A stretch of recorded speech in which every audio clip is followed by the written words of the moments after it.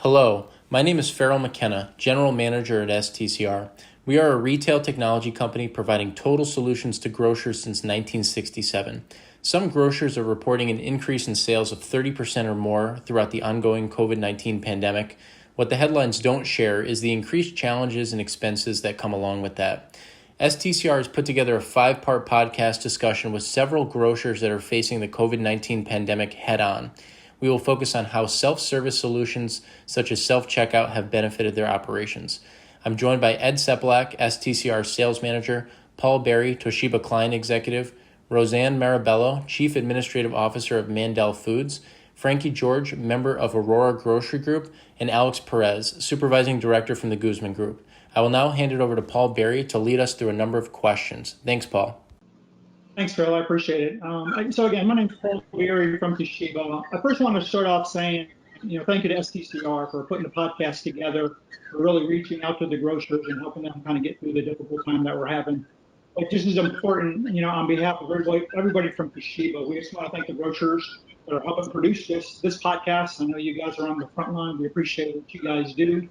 And all the other grocers that are listening to the podcast, I think it's important that your employees, you guys are out there every day serving the public, and we definitely appreciate that on behalf of Toshiba. I think the first question, we've got about 5 different questions here, so we'll kind of go through them. So for those that are going to be responding, what have you done to really prepare the stores to protect the health and well-being of your associates and your customers, right? And how has that impacted your business expenses? So Alex, maybe we'll start with you. Yeah, so, thank you again from STCR for having this podcast.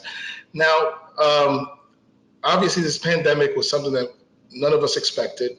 I don't think any of us were prepared to deal with this. Now, we had to implement, obviously, the biggest thing was social distancing, right?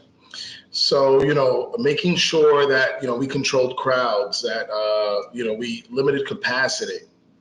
That we place stickers on the floors.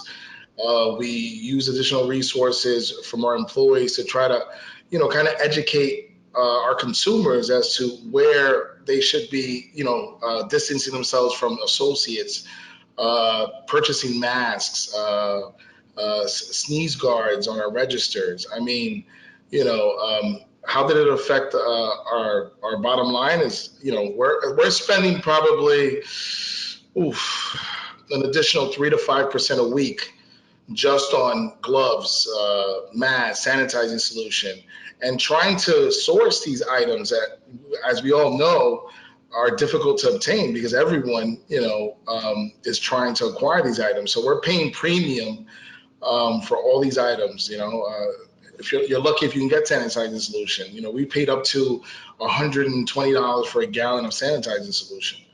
So, even though our business has increased, the costs associated with trying to keep our consumers and our employees safe has skyrocketed. Same question, Frankie. Want to start with you? Our costs have increased in many different ways that we weren't expecting for them to increase. We weren't expecting this pandemic. We weren't expecting to have to go ahead and buy thousands of masks and gloves all in one shot, and competing with every other, not only supermarket, but every other business to try to get these items because they were requirements to run the business. On top of that, to control the crowds in the store, especially at the height of the pandemic, was almost impossible. It was a very difficult thing to do. It was a very uncomfortable thing to do. Stores, the bigger the store, I would say probably the easier to do because you don't need to be as limited. But to go with a store in the city when you can only let in 25 or 30 people at a time, people start getting frustrated when they're waiting. And it's become an issue that a lot of the stores, not only in our own group, but I've seen other store owners mention that they need to start hiring security because people don't want to follow the rules. People do not want to wait online. Once they are in the store, they start causing havoc because they're the ones that want the last bag of flour. Or they're the ones that want the last dozen eggs, and it's been a bit stressful.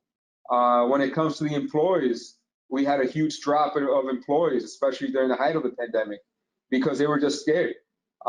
In this location in Baldwin, thankfully, we haven't had any positive cases. And to touch on the self-checkouts from Toshiba and STCR, I personally wish I had a whole lot more. I probably wish I went the Alex Perez route and put them in all the stores and put a bunch of them in the stores, because they weren't calling out. They weren't worried about getting sick. So there were times that the checkouts were backed up just because I only had 3 or 4 cashiers at once, because it was difficult to get the cashiers to come in. So that's definitely a big plus on the self-checkouts. Perfect. Thank you, Frankie. I appreciate that. You kind of covered a lot of ground, which is awesome. So Razan, let's start with you, Razan. The first question. Yes, so I had similar problems, as you know, to Alex and Frankie. We started noticing probably about the 2nd week of March where our sick call started. So we began immediately, we started limiting customers into the stores. We have security already, so we used our security guard to help out in the front doors, limiting customers. PPE was definitely hard to come by.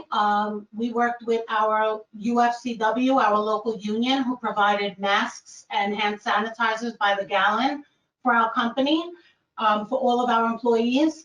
We went out and purchased gloves, face shields, because we didn't do sneeze guards. We wound up doing face shields individually per person.